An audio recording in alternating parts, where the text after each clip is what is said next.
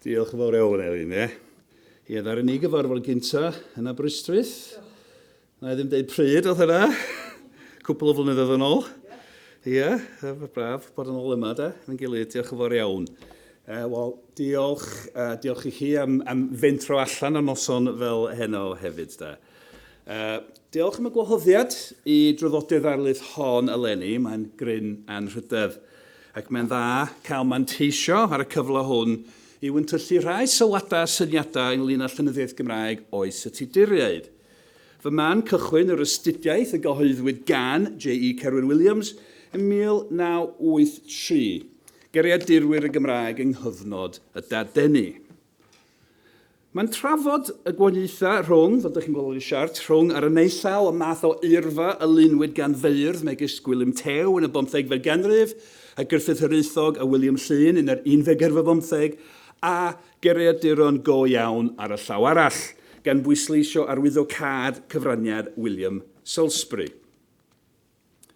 Dwed nad damwain y diw mae gan William Salisbury cawsom y geiriadur Cymraeg cyntaf gan ei fod yn ddyneiddiwr a oedd ar flaen y gad wrth geisio profi fod y Gymraeg gystal iaith ar un iaith arall yn y byd o blygyd i ysgolheigion a dadeni fel y gwyddys yr oedd gogoniad iaith yn dibynnu ar fod ei llenyddiaeth yn hen, ei llenorion yn nodedig, ei siaradwyr yn lluosog ia ac ar fod ei geirfa yn gyfoethog yn abl i drin pob pwnc. Wel, mae'n werth oedi yma a sicrhau bod ni'n deall ystyr y gair dyneiddiwr yn y cyd-destun hwn, gan fod geiriau megis dyneiddiwr, dyneiddiaeth a'r diniaethau yn gallu golygu amrywiaeth o wahanol bethau heddiw. Dwi wastod yn pwyso ar ddyffiniad syml iawn desio ar ei draws flynyddoedd lawr yn ôl, gynta yn llyfr Paul Oscar Christeler, sy'n diffinio dyneiddiwr, humanist yn Saesneg, fel a professor or student of the studia humanitatis, the humanities. Hynny yw, dyn a addysgwyd, a dynion oedden nhw yn y cyfnod, dyn a addysgwyd mewn prifysgol oedd dyneiddiwr felly. Nid oedd neb yn defnyddio'r gair Cymraeg hwn yn yr 19th, ond yn amlach na theidio cyfeirio at ddisg uchelwr o Gymro a gawsau addysg mewn prifysgol y geir mewn cerddi mawl i ddyneidwyr ac yn rhyddiaeth y dyneidwyr eu hunain yn y cyfnod. Un o'r pethau sydd gyda'r llenyddiaeth Gymraeg yr 19th yn faes mor ddiddorol i fi, o'r ffaith bod dau fath o literati Cymraeg yr oedd ei gweithgareddau llenyddol wedi seilio ar fathau penodol o addysg ddwys, sef y beirdd proffesiynol a'r dyneidwyr. Weithiau mae fel pe ba'r ddwy garfan yn gwrthdaro wrth ystyried cyflwr yr iaith Gymraeg a'i llenyddiaeth, ac weithiau gallwn synhwiro bod cyd-berthynas gyfeillgar ac adeiladol fel y gwelir yn achos Griffith Hiraethog, bardd trwyddedig ac Athro, barddol dylanwadol, a William Salisbury, dyneiddiwr a addysgwyd yn Rhydychen, y neill wedi llunio geirfa fel dyn ni gweld yn barod, a llall yn gyfrifol am y geiriadur Cymraeg go iawn cynta, Dictionary in English and Welsh, a gyhoeddwyd yn 1547. Dyma 3 gair Cymraeg a'i cyfieithiadau Saesneg, y geir yng geiriadur William Salisbury. Cenedl, folk, dy'r acen Saesneg brodol ddim gennau yn dyma ni. Cenedl, folk, gwlad, a country, nation, nation. Dwi wedi dewis y geiriau hyn gan fod un arall o gyfraniadau Caerwyn Williams yn fan cychwyn arall y mi heno, sef 2 ysgrif y gyhoeddodd sy'n mynd yr afal a,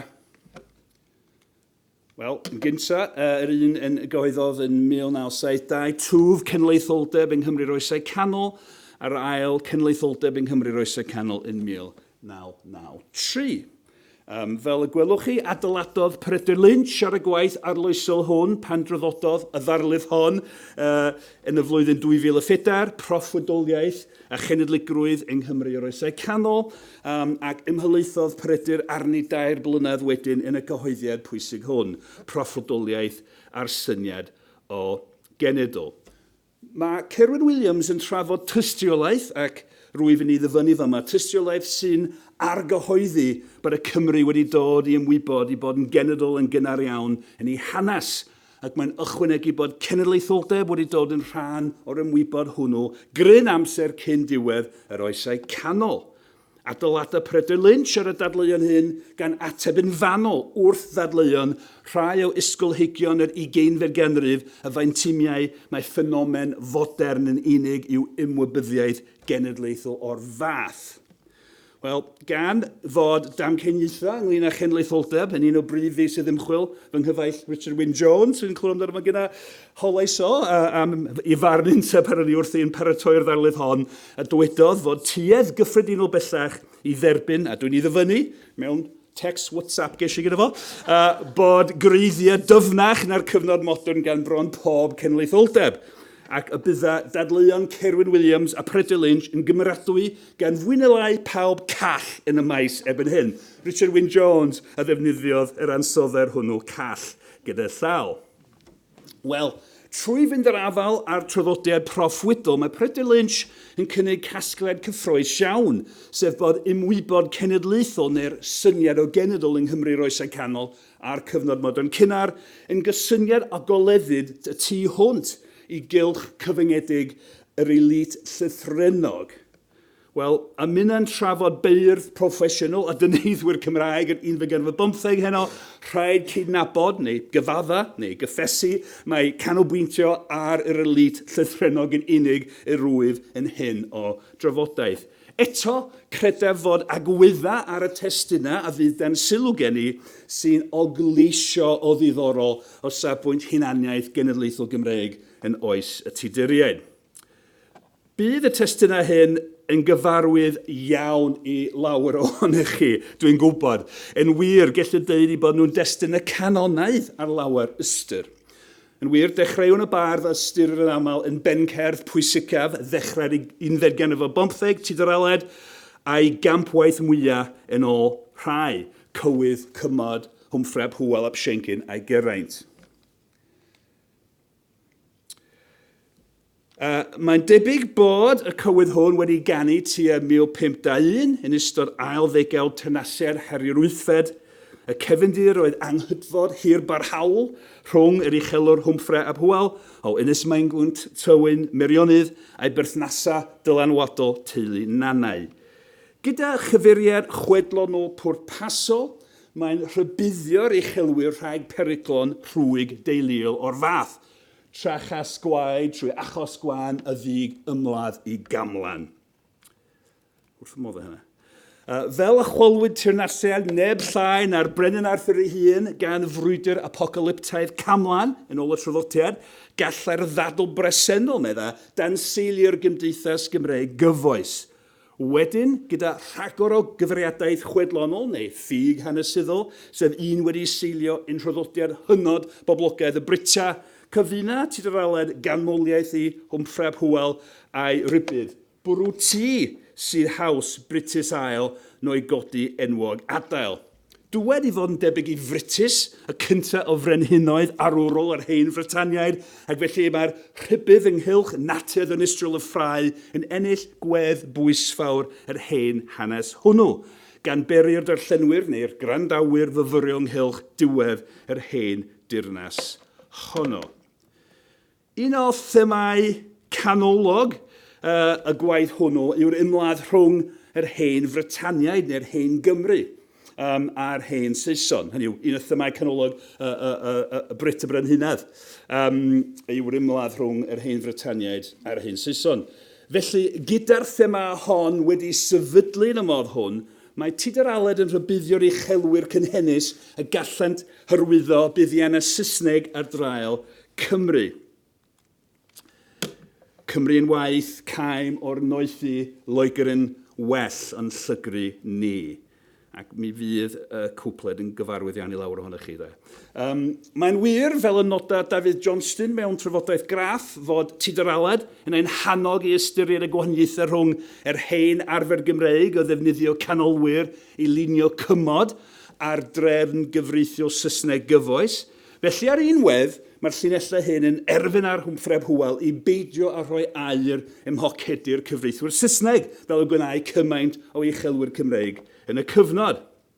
Dyma gyngor ymarferol a beirniadaeth gymdeithasol wedi hanelu at realiti'r byd uchelwrol Cymreig yn oes Herir Wythfed. Ond eto, mae hefyd yn wir fod y cywydd wedi ei gyflwyru a chyfriadaeth sy'n ancymell i ddychmygu hen oes yn nodweddyd gan ryfeloedd gweidlyd rhwng hynafiad y Cymru presennol a hynafiad y Saeson presennol. Felly rhaid cymryd y cwpled, Cymru yn waith, caem o'r noethi, Lloegr yn well ond llygru ni, fel disgrifiad o wrthdaro cenedlaethol yn ogystal â chyfeiriad at y modd y rai cyfreithwyr Saesneg yn gyfoethog ar draul yr hen ddulliau Cymreig o ddatrys problemau. Roedd Herir Wythfed wrthi'n canoli grym ac byddai'r awydd i greu un ffurfiaeth amlygyd yn y deddfau uno yn parhau i nodweddu datblygiadau gwleidyddol yn nes ymlaen yn y ganrif, yn wedig o gofio deddfau i ferch, Elizabeth y gynta. Felly, fel y gellid i ddisgwyl, mae nifer o gyfriadau at y brenin yn ngherddi mawl Tuduriaid wrth iddo nodi anrhydedd a roedd wedi noddwr ac mae'r cyfriadau hyn wastad yn dangos y parch mwyaf wrth reswm. Mae hyn yn wir am gerddi mawl Cymraeg a gennym yn ystod teyrnasiad pob un o'r Tuduriaid. Does ddim byd rhyfedd yn wir dyna beth ni'n ddisgwyl. Felly nid yw'n syndod canfod Beirdd ac awduron Cymraeg yn mynegu teyrngarwch tair i'r brenin neu'r frenhines a rhai ai gwasanaethau mewn oes o'r fath. Ond mae'n ddiddorol gweld cymaint o'r un Beirdd ac awduron yn mynegu math o hunaniaeth Gymreig sydd fel pe bai yn wrthwynebus i'r teyrngarwch hwnnw. Mae testunau Cymraeg y cyfnod wedi ei hangoru yn reality a realpolitic y drefn wleidyddol diduraidd, gyda Chymru yn rhan o Deyrnas Unedig Lloegr, a Dyneiddwyr Protestanaidd megis William Salisbury a'r esgob Richard Davies yn ysgrifennu y modd sy'n dangos imrhwmiad ideolegol llwyr i'r deyrnas sy'n cael ei huno yn wleidyddol o dan goron Loegr ac yn grefyddol gan eglwys Loegr. Ond eto, mae gwedd amlwg arall ar lenyddiaeth y cyfnod yn ymwneud ag annog darllenwyr i gofio'r oes pan oedd Lloegr a Chymru yn wledydd gwrthwynebus a'r Saeson yn elunion i'r Cymru. Mae'n demtasiwn gyhyddo awduron Cymraeg oes Tuduriaid o chwarae'r ffon ddwybig wrth gwrs, a mi nawn ni hynny. Ond eto, mae'n y gwestiwn sy'n llosgi sy'n ynghorddi'r talwm. Ond nid rhagryth yw mynegu teyrngarwch llwyr y drefn wleidyddol bresennol ac annog grandawyr neu ddarllenwyr i gofio trefn hollol wahanol ar yr un pryd. Nid oes amser yn ei wyntyllu'r holl dermau, cysyniadau, thuriau allan helpu yn y cyd-destun hwn. Yn hytrach, dwi am awgrymu bod model syml iawn yn ddefnyddiol wrth ni ystyried y modd y mynegu'r hunaniaeth mewn testunau Cymraeg o Oes y Tuduriaid. A'r palimpsest yw'r model hwnnw. Fel y bydd llawer ohonoch chi yn gwybod, yn ywedig yn y lle hwn, mae'n derm y ddaw yn reiddiol o faes paleograffeg.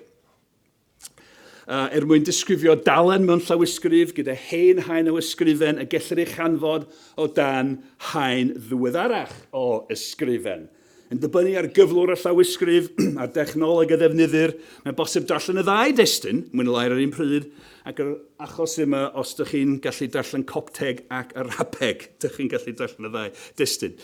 Ond defnyddir y term erbyn hyn i ddisgrifio budoedd ffuglenol weithiau. Enghraifft, yn nofel Robin Llywelyn, Seren Wen ar gefndir Gwen, mae'r cymeriadau yn symud trwy ledydd ffantasiol gydag enwau fel Tir Bach, Gwlad Alltyd, y Llawr Gwlad, ond eto mae'r darllenydd yn gallu lled ganfod gwledydd cyfarwydd fel Cymru, Iwerddon a'r Almaen o dan y ddeiryddiaeth ffuglenol honno. Mae'r neithfab wedi osod ar y llall. Mewn geiriau eraill, mae deiryddiaeth y nofel yn balimpsestaidd. Defnyddio'r term hefyd weithiau i drafod hunaniaeth genedlaethol. Enghraifft, mewn llyfr sy'n dŵn y teitl Border Aesthetics y gyhoeddwyd 8 mlynedd yn ôl, mae'r benod palimpsests yn dechrau fel hyn. The concept of palimpsest is used in this chapter to interpret symbolic landscapes, public spaces, and signs in Norwegian Russian and Lithuanian Russian borderlands. A man y lwyth o bethau fel hyn. Nid hunaniaeth palimpsestaidd mewn ardaloedd ffinio neu borderlands daearyddol o'r math y drafodir yma sydd gennau dan sylw heno, wrth gwrs, ond hunaniaeth palimpsestaidd yma I ffiniau wedi I llunio yn y dychymyg gan agwydda ar ddiwylliant llenyddol yr iaith Gymraeg. Ond, eto, mae darn o dystiolaeth ddiddorol sy'n disgrifio daearyddiaeth mewn modd sy'n ysgytwol o berthnasol fan hyn. Son yr wyf am drwydded farddol Gruffydd Hiraethog, dogfen y lunwyd yn 1545 neu 1546 yn llaw I athro barddol Lewis Morgannwg. Mae'n cael ei hadnabod fel llawysgrif peniarth 1904 ac yma, wrth gwrs, yn Llyfrgell Genedlaethol ymhlith yr holl drysora sy'n yma yn y Llyfrgell Gen. Mae'n ddalen o femrwn. Un rhan o peniarth 1904, y rhan arall yw'r rhôl sy'n cynnwys copi o statyd Gruffydd ap Cynan. A mae'r ffaith bod y ddwy ddogfen wedi traddodi gyda'i gilydd yn gwneud synwyr o ystyried natur a'i cynnwys. A diolch I Gruffydd Antur am gadarnhau rai pethau am y llawysgrif hon. Mae'n dechrau fel hyn. Bydd hysbysol o bawb o foneddigion a chyffredin o fewn siroedd a thaleithiau Cymru yn bod ni, Siams Fychan ysgwyar, Huw ap Dafydd ap Lewis ysgwyar a Lewis Morgannwg, Pencerdd ac Athro Cerdd Dafod o fewn siroedd a thaleithiau Cymru yn tystiolaethu bod Gruffydd Hiraethog yn abol ddiffyg I gael gradd disgybl pencerddaidd, sef y radd ola ond un rheng o dan y pencerdd, I gael gradd disgybl pencerddaidd I gerdded ac I gael ac I ofyn ac I gymeryd rhoddion. Sylwch fod ymadrodd sy'n disgrifio rhaniadau daearyddol Cymru yn ymddangos ddwywaith yma, sef siroedd a thaleithiau Cymru. Ac mae deuoliaeth yma yn does, disgrifir daearydd Cymru mewn dwy ffordd hollol wahanol. Yn gynta, cyfeirio at siroedd Cymru, ail-lunwyd map Cymru ar ffurf siroedd Saesneg, yn ganlyniad I oresgyniad 1282, ac wedyn yn sgil cyfeddiant, hynny yw annexation, gweinyddol ffurfiol, y ddeddf y baswyd gan Heri'r Wythfed yn 1535, y gynta o rai y bydda O.M. Edwards yn ei labelu yn ddeddfau uno. Erbyn I ddeddf 1535 ddod I rym, roedd Cymru wedi rhannu yn dair sir ar ddeg, a'i map hi wedi I hael-lunio yn gyfan gwbl mewn dull y ddeilliau o hanes I goresgyn a'i chymhathu ar Lloegr. Felly dyma'r map cyntaf yn ein palimpsest. Ond yn ail, mae daearyddiaeth o wlad yn cael ei disgrifio yn nhermau taleithiau Cymru. Mae cyfeiriadau at dair talaith, Gwynedd, Powys a Deheubarth, yn ymddangos mewn barddoniaeth Gymraeg ers ail hanner y drydydd ganrif ar ddeg, o leia. Mae copia o statyd Gruffydd ap Cynan fel y gelwyr fel arfer, dogfen y lunwyd yn ôl pob tebyg mewn cysylltiad ag Eisteddfod Caerwyn yn 1523, yn cyfeirio atynt fel talaith Aberffraw, talaith Dyneiddwyr a thalaith Mathrafael. Wrth glera neu deithio o noddwr I noddwr, roedd Beirdd Mawl yr 19 a'r unwedd yn teithio trwy ddaearyddiaeth a oedd yn ymwrthod ar ffiniau gwleidyddol cyfoes.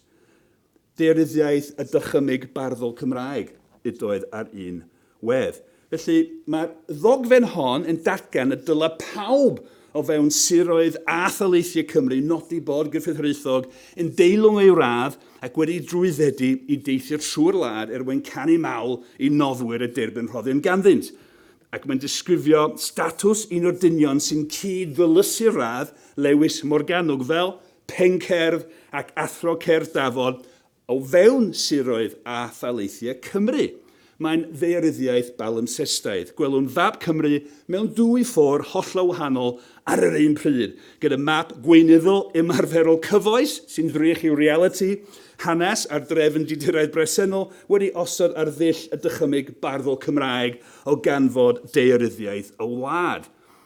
Un sy'n deillio o'r cyfnod cyn y goresgyniad. O fe dal yn ei bwysleisio un ffaith sylfaenol, a fydd yn gwneud hyn lot hynny'n yn deud yr hyn sy'n amlwg a pwysleisio pethau amlwg, ond mae'n dal yn ei bwysleisio un ffaith sylfaenol yma, sef mae hon yn drwydded ymarferol. Roedd Llywodraeth Herwythfed wedi pasio deddf arall yn 1535, sef the Vagabonds Act, mwyn cyfyngu ar y tlodion crwydro.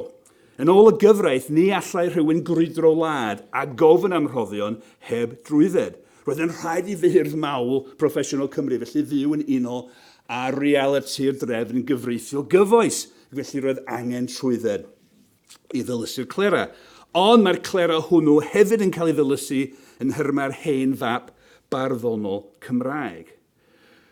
Os yw deiryddiaeth Cymru yn cael ei darlunio mewn dwy ffordd hollol wahanol ar unwaith yma, mae'r ddogfen hon hefyd yn trwyddedig Gruffydd trwy gyfeirio at ddau awdurdod hollol wahanol. Slide yn gweithio yndi. Yn gyntaf, mae'n cael ei awdurdodi trwy rym, comisiwn gras y Brenin Herwythfed o'r henw, Brenin Lloegr Ffrainc ac Iwerddon am ddyffynawdr y ffydd, pen goruchel ar y ddeir, tan ddew, eglwys Lloegr ac Iwerddon. Braf ar rhaid, nid awdurdod brenhinol yn unig ydyw, ond awdurdod ymerodrol fel y gwelir yn y cyfriadau at Ffrainc ac Iwerddon. A'r ymherodraeth honno'n ysbrydol yn ogystal a bydol, gan fod Harri'r Wythfed yn ben ar yr eglwys hefyd. Ond mae'n cael ei awdurdodi hefyd mewn modd arall. Yr un ni wrth rym, yr un comisiwn yn tystiolaethu wrth ystatyd tywysogion Cymru ym mhum llyfr cyforiaeth celfyddyd Cer Dafod. Disgrifio'r ddogfen a elwyd yn statyd Gruffydd ap Cynan yn aml fel statyd tywysogion Cymru hefyd. Yn debyg i ailhaen y ddeiryddiaeth balimpsestaidd sy'n ein cymell i ddychmygu Cymru cyn y goresgyniad, dyma gyfeiriad echblyg at Gymru cyn i Frenin Lloegr i goresgyn. Yn debyg i feirdd Cymraeg eraill yr oes, roedd Gruffydd yn arfer crefft a hen reiddio wrth gwrs ac yn manteisio'r gynhysgaeth y math o chwedloniaeth ganoloesol a gwelsom yn barod heno yng nghywydd Tudur Aled. Mae'n debyg nad oedd geiriau oedd yn fwy arwyddo cawl yng nghyd-destun hunaniaeth Gymreig y cyfnod na Britwn, Britanaidd, Britaniaid a Britaniaeth, geiriau sy'n llwythog ag ystyr gan ei bod yn disgrifio Cymru cyfoes fel dysgynyddion trigolion gwreiddiol yr ynys, yr hen Fritaniaid, a'i iaith fel parhad o'r iaith a siaredyd yn yr hen oes arwrol honno. Gallwn sefyll yma tro nos ac yn wir trwy weddill yr wythnos hon yn raffu enghreifftiau o ganu mawl yr 11:15. Mae'n gymaint ohonyn nhw. Ond bodlonwn ar gwbl o enghreifftiau o waith Gruffydd Hiraethog. Yn gyntaf mewn cerdd o fawl i Roland Gruffydd o'r Plas Newydd, Britwn draw, Britanaidd raidd, a wedyn Brywau Dinam Britanaidd, Britwn, Britanaidd, deir gwaith mae'n un cwpled, ac wrth foli William ap Robert Archfiacon Merionydd, dwed Piraidd Britanaidd wedi. Canmolynnoddwr arall, Lewis Gwen o Dref Esgop fel hyn, Beirdd dy Wyneb Britanaidd, a gyda llaw honno yw llinell glo y cywydd mawl hwnnw. Wedyn ymwliant Sean Lewis Owain o'r Llwyn, ceir y cwpled yma, lleisio gwych, lluosog gwaith yn frau tyner Fritaniaeth, ac yn ola, mewn cywydd i ofyn march, ceffil gan 4 dyn o swydd y wain dros William Penllyn, bwriad yr wydd, bryd ar waith, bwrw at hynwaid Britaniaeth. Rhai ohonych chi sy'n gyfarwydd iawn â chanu mal y cyfnod, dwi'n deud yr hyn sy'n boenus o amlwg, ond mae'n talu i ni oedi a phwysleisio'r hyn sy'n amlwg yng nghyd-destun y drafodaeth bresennol a'r hunaniaeth. Mae'r un beirdd sy'n arddel y geiriau llwythog hyn mwyn consurio'r hen oes arwrol cyn i hynafiad y Cymru gael ei goresgyn yn filwrol a'i cymhathu'n wleidyddol, hefyd yn canmol noddwyr am lwyddo yn y drefn wleidyddol bresennol. O sadbwynt perthynas Cymru a Lloegr, mae'r beirdd mawl hyn yn chwarae'r ffon ddwybig mor aml nes bod y fath ddeuoliaeth yn ganolog i'w gwaith. Mae'n gwbl balimpsestaidd. Edrychwn cyn symud ymlaen a cyn cyrraedd y rhyddiaeth felly, edrych mae un cywydd arall gan Gruffydd Hiraethog, cerdd o fawl ganodd un dyneiddiwr o eriadur ni, William Salisbury. Mae dwystyr o'r geiriau Britanaidd hyn yn nodweddi'r cywydd yma. Britwn ddill, Britanaidd iawn yw un llinell o ganmoliaeth yn y cywydd. Hefyd wrth ganmol disg William Salisbury, mae'r bardd yn rhestr 6 iaith, a mae'n gallu siarad gan orffen y rhestr ar Gymraeg, Britaniaeth, neu y Fritaniaeth, ac mae'n disgrifio disg yr uchelwr mewn modd palimpsestaidd gan gyfeirio'n echblyg at yr addysg y gafodd yn Rhydychen yn gyntaf.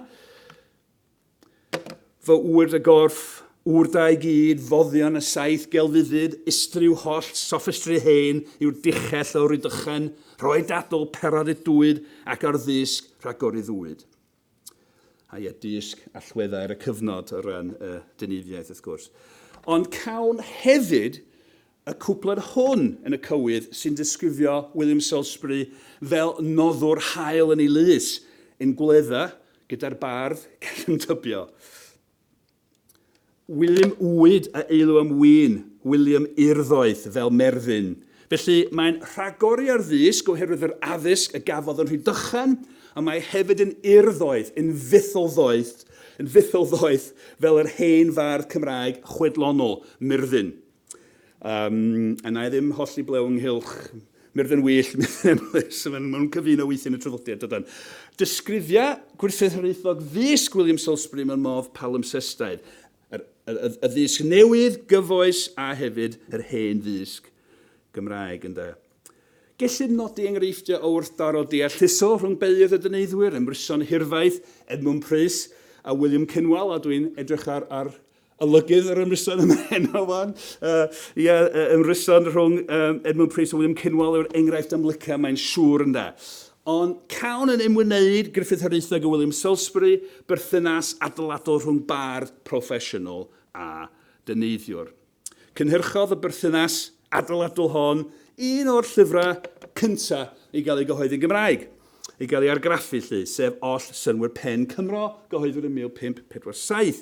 Gyda chorff y llyfr yn gasgliad o ddearhebion y greuwyd gan y bardd, Gruffydd Hiraethog a rhagymadrodd yn ysgrifreiddiol gan y dyneiddiwr, mae'n bosib disgrifio'r llyfr fel cywaith cydpwys, ac mae William Salisbury yn tynnu sylw droion ar gyfraniad Gruffydd Hiraethog yn gyntaf yn y teitl ei hun. Oll Synwyr Pen Cymro ynghyd wedi'r gynnull i gynnwys a gyfansoddi mewn crynodeb ddosbarthus a threfnodidog trwy ddyfal ystriw Gruffydd Hiraethog, Prydydd o Wynedd is Conwy.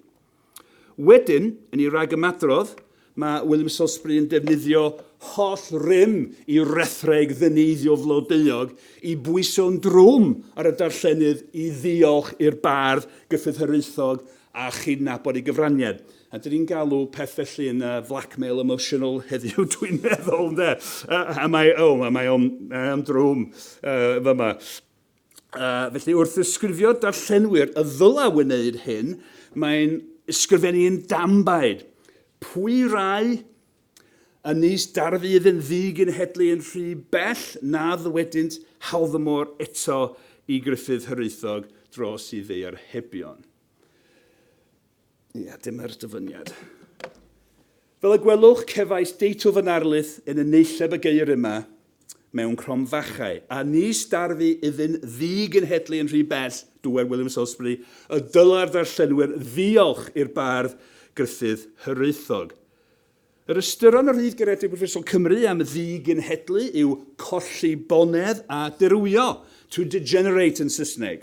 Noda mae'n fersiwn dyngisto o Frit y Brenhinedd, mae'r enghraifft gynhara yn cyfieithu'r Lladin degenerati. Felly, iawn, ar yr wyneb mae William Salisbury yn deud bod Cymro nad yw'n cydnabod gwerth cyfraniad Gruffydd Hiraethog wedi dirwio yn rhy bell. Ond, dirwio o beth, colli beth. Dyna'r cwestiwn. Mae arddull William Salisbury yn chwaraeus iawn. Dyn astudiau ieithydd ydoedd ac roedd yn elwa ar ei wybodaeth ieithyddol pan ai ati i ysgrifennu Cymraeg. Norweddir rhyddiaeth y dyneiddwyr hwn gan chwarae ar eiriau a bathiadau newydd. Dyna enghraifft yr holl gyfansoddeiriau sy'n britho brawddau gyntaf y rhagymadrodd wrth iddo sôn am y modd y bydd o gopio deyrhibion gryffydderaethog, a dwi wedi diweddaru'r orgraff rhywfaint y tro hwn. Wrth rhyw drawstreiglo dysymwth o'r llyfrau agosig fydd amwyniodd i myfu gaffo copi o ddeyrhibion Cymraeg, a darroedd y myfu i dair gopio am llaw fy hunan o un o lyfrau gryffydderaethog prif Brydydd o Wynedd, o blegyd tua 2 blynedd weithiau i gael yn mai diwethaf, a digwyddodd arno gyda cydymddaeth ffwr am y fi o Gymru hyd yma, sef Llundain yna, ac unol y brith ladrytais gopio hyn o ddeyrhibion o'i lyfr ef. Sbiwch ar y geiriau yma. Trawstreiglo, go segur, tair gopio, brith ladrata, ac yn y blaen. Awdur o ieithydd sydd ar waith yma, un sy'n gyfarwydd iawn a theithi i famiaeth ac sy'n chwarae â hi mwyn llunio brawddegau gwreiddio sy'n bachu sylw'r darllenydd. Nid gormod felly o grymu bar William Salisbury yn defnyddio'r berfenw Digenhedlu gyda golwg ar yr enw sy'n sail iddo, cenedl. Fel y nododd Peredur Lynch, roedd tras yn ganolog i'r holl gysyniad o genedl yn yr oesau canol. Pobl ag ydyn dras cyffredin oedd cenedl. Cofiwch i William Salisbury ynta gyfieithu'r gair cenedl gyda'r gair Saesneg folk yn ei eriadur ef. Dirywio Digenhedlu oddi wrth y genedl Gymreig yw'r ystyr yma. Cenedl o ddyffynir gan agweddau eraill ar y testyn hwn yn hermau ffyddlondeb i'r iaith Gymraeg. Mewn brawddeg arall sy'n datblygu'r cywer llawdrwm yn roed yr holl blackmail emotional yma ar y darllenydd, mae'n beirniadu y Cymru nad ydynt yn anrhydeddu gryffydderaethog fel hyn. Nid haniw ddim honnoch o'r wladwriaeth Frytanaidd. Cair y gair diddorol hwn, gwladwriaeth, deir gwaith yn gynharach yn rhagymadrodd William Salisbury, a hynny wrth iddo erfyn ar ei ddarllenwyr i ddiogelu unrhyw lawysgrifa Cymraeg sydd yn ei meddiant. Atolwg i cludo at pwy rhyw sawl Gymru bynnag a fo hysbys gennych i bod yn darbod yn naturiol dros ymgeledd gwladwriaeth yr unrhyw iaith. O, i ba beth yr enghennau si am ladwriaeth gan nas gwyr Cymro heddiw o ba haniw gwladwriaeth. Mae'n werth oedi a chraffu'n fanylach ar y modd y defnyddio William Salisbury y gair gwladwriaeth. Gwladwriaeth yr unrhyw iaith, sef gwladwriaeth yr iaith Gymraeg, ac wedyn i ba beth y soniais am wladwriaeth gan nas gwyr Cymro heddiw o ba haniw gwladwriaeth. Dyma y bycher rhethregol sy'n pwyso'n emosionol ar y darllenydd i weithredu. Gellir i erelleirio fel hyn, does dim pwynt sôn am wladwriaeth gan nad yw'r Cymro heddiw yn gwybod o ba beth y mae gwladwriaeth yn tarfu. Ac yn olaf, yn nes ymlaen yn y testyn, nid yw'r darllenydd nad yw'n diolch i'r bardd yn tarfu o'r wladwriaeth Frytanaidd, gyda'r ansoddd ar hwnnw Brytanaidd yn golygu y wladwriaeth Gymreig ac hefyd gwladwriaeth yr hen Frytaniaid. Rhydd geriadau Prifysgol Cymru nifer o ystyron ar gyfer gwladwriaeth, fel y gwelwch chi cyfangor trigolion gwlad sy'n uned politicaidd dan un prif lywodraethwr neu un prif llywodraeth gwlad, ac yn y blaen. Mae ystyron sy'n gydnaws ar y cyfa ar modd yn ni'n defnyddio'r gair heddiw, ond ceir hefyd ymdeimlad gwladgarol a swydd gwleidydd. Ond sylwch ar waelod y slaid fyma, ar enghreifftiau cynhara. Yr enghreifftiau dyn ni wrth i ni trafod rwan yw'r rhai cynhara yn ôl Geriadau Prifysgol Cymru. A chair y rhai nesaf mewn llyfr arall y gyhoeddwyd gan William Salisbury 4 mlynedd ar ôl oll synwyr pen Cynifer Llys a Ban. Cesglir felly mae William Salisbury a fathodd y gair, felly y modd y mae o yn defnyddio'r gair yn ei rhagymadrodd i oll synwyr pen yw'r mynegbos gorau o ran synhwyrol ystyr y gair. Mae Cymro sydd wedi digenhedlu yn Gymro nad yw'n deall hanfod gwladwriaeth. Roedd y bardd William Llun yn blentyn pan gyhoeddodd William Salisbury I lyfrau cynta, ond gan iddo fynd yn ddisgybl I Ruffydd Hiraethog, gellid tybio byddai Athro wedi I annog I astudio gweithiau gyfaill William Salisbury yn ogystal ag ymroi i'r ddisg farddol draddodiadol. Yn awdl fawrna'r William Llun, I Robert Morris o Llangedwyn, ceir y llinell hon yn iach lu dewredd yn iach wladwriaeth, a'r gair yn odli a phethau eraill, a fferwelir a hwy yn sgil marwolaeth yr uchelwr, helwriaeth, marchwriaeth, sef sifwri, carwriaeth ac yn y blaen. Wel, gan droi eto at waith William Salisbury yn cynnifryllyth y ban, sef casgliad o destunau byrion ar gyfer gwasanaethau penodol yn yr eglwys, ceir canes ein gwladwriaeth ni sydd yn y nef. Ac ar ymyl y ddalen, mae'n glosio'r gair gyda'r ymadrodd ymyrraeth swydd, ac ystyr ymyrraeth yma mae'n siŵr yw ymdrina neu ymdriniaeth a swydd. Ond ceir yr un ymadrodd, ein gwladwriaeth ni sydd yn y nef yn llyfr gweddi gyffredin 1567, yn nid yw'n syndod o gofio mae William Salisbury oedd yn bennaf gyfrifol am y cyhoeddiad hwnnw hefyd, ond gan droi at y llyfr Cymraeg pwysicaf a gyhoeddwyd y flwyddyn honno, Testament Newydd Cymraeg 1567, cofiwn mae William Salisbury hefyd oedd yn gyfrifol am y rhan fwyaf o'r cyfieithiad hwnnw. Ceir yr un ymadrodd ar un gair yn y man disgwyliedig sef Philippiaid 3:20, canes ein gwladwriaeth sydd yn y nefoedd, ac eto yn y Thisiaid 2, gwladwriaeth Israel. Cofiwch bod gynt yn genhedloedd yn y cynawd eich bod y pryd hynny yn ddieithredig oddi wrth wladwriaeth Israel. Dyna dyfyniad cyfa. Felly, gan ystyried yr enghreifftiau hyn gyda'i gilydd, gwladwriaeth Israel, ein gwladwriaeth sydd yn y nefoedd, ac gan edrych eto'r enghreifftiau cynhara'r gair, gwladwriaeth yr iaith Gymraeg, ac mae Cymro sydd wedi digenhedlu'n rhy bell yn un nad yw'n tarddu o'r wladwriaeth Frytanaidd, nac yn wir yn gwybod o ba beth y mae gwladwriaeth yn tarddu. Cofiwn y taleithiau barddol hynafol sy'n cyd-fodoli ar fap palimpsestaidd ynghyd â'r siroedd Saesneg cyfoes. Mae'n bosib dadla bod William Salisbury yn cymell I ddarllenwyr I ddychmygu gwladwriaeth Gymreig mewn modd tebyg.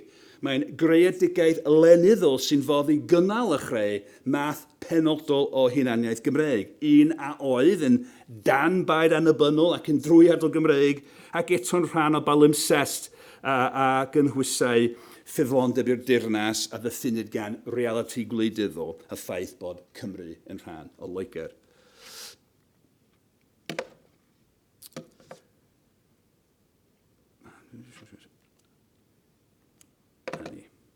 William Salisbury hefyd ysgwynnodd gyflwyniad Saesneg Testament Newydd 1567, gyflwyniad i'r Frenhines Elizabeth, sydd sy'n gorffen Your Majesty's Most Humble and Faithful Subject, William Salisbury. Ac yn dechrau, to the most virtuous and noble Prince Elizabeth, by the grace of God of England, France and Ireland, Queen, defender of the faith, and unwaith eto, dwi'n gallu gwneud yr acen Saesneg briodol. Wrth gwrs, ni fydd y neb yn disgwyl dim byd gwahanol yn y cyfnod hwn. Ond ynghyd desyn trafodaeth bresennol, mae'n werth nodi nad yw William Salisbury yn crybwyll Cymru yma gan I bod hi'n rhan o Loegr wrth gwrs. Ar y llaw arall, yng nghorff y cyflwyniad, mae'n gwahaniaethu rhwng Cymru a Lloegr fel hyn, dechreuad trwy wrth gyferbynnu purdeb honedig yr eglwys Protestanaidd bresennol a natur lygredig, honedig, eglwys Rufain, when I call the corrupted religion in England, mae'n dechrau medda, a wedyn mae'n manylu ar glusnoder ffydd lygredig yn deud pethau fel, as also the vain rites crept into our country Wales, when instead of the living God, men worship dead images of wood and stones, bells and bones, with other such uncertain relics. Felly, wrth anerch y frenhines, mae'n disgrifio'r dirnas unedig, neu'n hytrach yr ymhyrodraeth Saesneg unedig, gan gofio mae tad Elizabeth Harri'r Wythfed oedd y cynta I ddeud, this realm of England is an empire, ond oedd I mewn i'r ymyrodraeth honno, mae Lloegr a Chymru yn countries, yn wladoedd gwahanol. Wel, Bydd y darllenydd dwyieithog yn sicr o lawcio'r cyflwyniad Saesneg hwn i'r frenhines cyn darllen rhag ymadrodd yr esgob Richard Davies i Testament Newydd 1567, wrth gwrs. Dywed yn ei frawddau gyntaf fod pob gwlad yn awyddus ac y mawr groeso yn derbyn gair Duw, gan ychwanegu wedyn y mae dras salw genydd dyweledu wlad Cymru, a fi rhyw amser gyntaf yr awr hon yn dyfod yn ola. Yn enghraifft nodedig o propaganda'r eglwys Protestanaidd, chwedl Saunders Lewis, mae'n dadla, a bydd hyn yn gyfarwydd iawn i lawer ohonoch chi, mae'n dadla bod yr hen Fritaniaid wedi coleddu Cristnogaeth byr cyn i ymwneud â'r Saeson a'i gau ffydd i llygru hi. A bod y diwygiad Protestanaidd yn hytrach na chyflwyno ffydd o fath newydd yn fodd i adfer purdeb hen ffydd y Cymru. Ac wrth gwrs, Caerwyn dadleuon yng ngwaith William Salisbury ac eraill. Fel y cyfeiriau William Salisbury a Gymru fel gwlad Cymru yw'r ymadrodd a ddefnyddio'r esgob Davies fyma. Nad yw'n defnyddio'r union ymadrodd, gellir defnyddio geiriau i gyd gyfieithydd William Salisbury ac o grymu bod Richard Davies yn annog Cymru i ymfalchio'n ei tras ac ailafal yng ngorechafiaeth o wladwriaeth Frytanaidd, fod ni'n gweld yn y dyfyniad nesaf. Coffa'r hen amser, ymofyn ath hynafiaid, chwilio'r storïau, tu y fios gynt anhydeddus ac uchel dyfraint. Ni wynaf i sôn am urddas parch ac yn rhydedd bydol yr hen Frytaniaid, tewi y wynaf am y gwrwliaeth, dewder, buddugoliaethau ac anturiaethau Cymru gynt, mi allwng ehybio i hamryw gafodd y dawhynt, synwyr dis doethyneb ar y thrylydd rhagorol ac felly ymlaen. Yn gyfrwys yn ei rethreg, mae'n enwi'r rhinweddau hyn wrth dweud na fydd yn sôn amdanynt wrth gwrs. Ond wrth dweud bod y cyneddfau a'r rhinweddau hyn oll yn amlach ac yn hylaethach ar y Brytaniaid yn yr hen amser nag ar un nasiwn arall ac ydoedd i'w cymdogaeth o'i hamgylch. Mae wrth gwrs yn dyrchafu'r hen Frytaniaid sydd wedi hyfalu yma a gwlad Cymru, cofiwch, ar draul i cymdogion y Saeson. Ac wrth gwrs, iddo apelio at fylchder y darllenydd Cymraeg yn y fath fodd, mae'n canolbwyntio yn y pen draw ar un rhinwedd, sef y Gristnogaeth honedig byr a oedd gan yr hen Frytaniaid yn wahanol i'r hen Saeson. Wedi iddynt gyd cordio'r Saeson mewn crefydd y gau ffydd, cyd suddo gyda hwyn ddyfnach a wyneithant o oes bwy gilydd mewn pob gau ddwyieith, delw addoliaeth a gau ffydd. Sef fel hyn y digwyddodd cymysgu Cristnogaeth y Brytaniaid ac amhiredd crefydd y Saeson. O ystyried agenda Dyneiddwyr Protestanaidd, megis William Salisbury a Richard Davies, a'r anogaeth i ddiogelu a chyhoeddi cynnwys crefyddol llawysgrifau, mae'n diddorol nodi bod penod amlwg yn fersiwn yr esgop o hanes gwlad Cymru yn ymwneud â chollidion llenyddol. Yn nesaf at hen galwydd cof y golled y gafas y Cymru am ei llyfrau beth bynnag faint, a'i celfyddyd, a'i historia, a'i hachau, a'i sgrithyr lan is llwyr i'r ymrheithwyd oll Gymru ohonynt. Canes pan o styngyd Cymru tan Goran Loegr trwy nerth arfau, sylwch tan Goran Loegr, trwy nerth arfau, diamau ddistrwyo llawer o'i llyfrawent yn hynny o drin. Pa ddistrw ar lyfrau gafas Cymru oddi wrth rhyfel Owain Glyndŵr, hawl ddwy ddeall wrth y trefi, esgob tai, mynach logydd a'r temlau a losgwyd trwy oll Gymru y pryd hynny. Dyma gyflwr gresinal ar bobl i dinoethi a dwy'n i goleuni, ganddynt a'i gadael megis yn ddeillion i ymddaeth ac i sionio trwy wylltineb y byd hwn. Fel hyn y digwyddodd na bu nasiwn erioed mor anafus am lyfrau a gwybodaeth yn ei iaith ei hun ar Cymru. Bach o ddŵr ar ôl hynna. Bron cystal William Salisbury o ran i'r ethreg.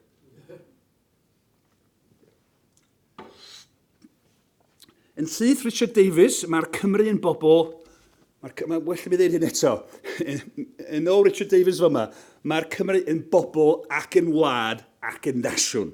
Yn bobl ac yn wlad ac yn nasiwn.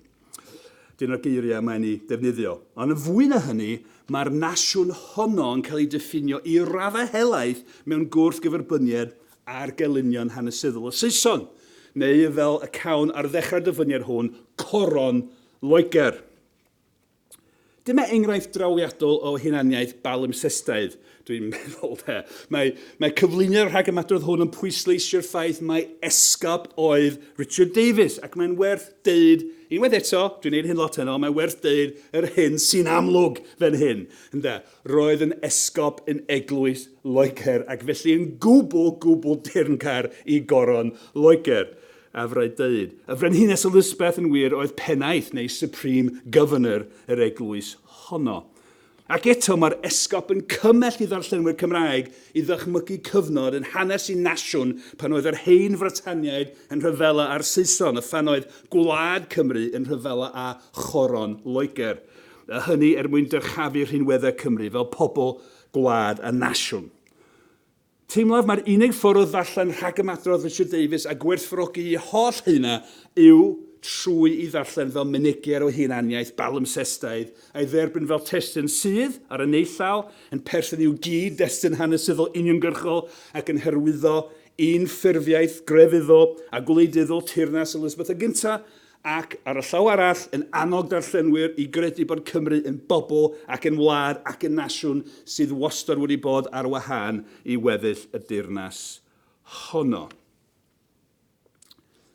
A gyda hyn, dwi'n cloi. Bu'n fwriad gen i drafod gwaith Dyneiddwyr eraill heno, megis Sion Dafydd Rhys a Griffith Roberts, Melan, ac roeddwn ni wedi gobeithio craffu o rai o gerddi gan feirdd eraill y cyfnod, ond bydd rhaid ceisio cadw oddi mewn i'r ffiniau amser, Elin. Ond cofefur i mi nodi un peth arall cyn gorffen. Fy mod wedi canolbwyntio ar feirdd mawl proffesiynol a dyneiddwyr o uchelwyr heno, roedd yr elit llythrennog hwn yn ysgrifennu ar gyfer cymuned genedlaethol o'r cyfryw i lyd. Yn ei rhagymadrodd i oll-synwyr pen, mae William Salisbury'n anerch darllenwyr a oedd yn berchen ar lawysgrifau Cymraeg ac yn bobl a allai brynu y darllen llyfrau printiedig.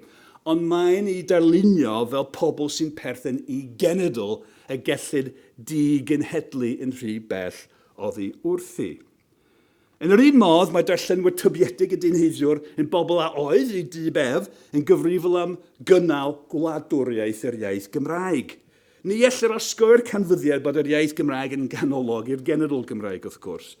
Mae Cymro nad yw wedi digenhedlu'n rhy bell yn un sy'n gwybod o ba beth y mae gwladwriaeth yr iaith yn tarfu. Mae'r wladwriaeth honno'n byw yn y berthynas rhwng yr awdur i eiriau Cymraeg ef a'r darllenydd. Mae cyhoeddi llenyddiaeth Gymraeg o'r fath yn weithred sy'n creu ac yn cynnal gwladwriaeth yr iaith Gymraeg. Diolch yn fawr iawn.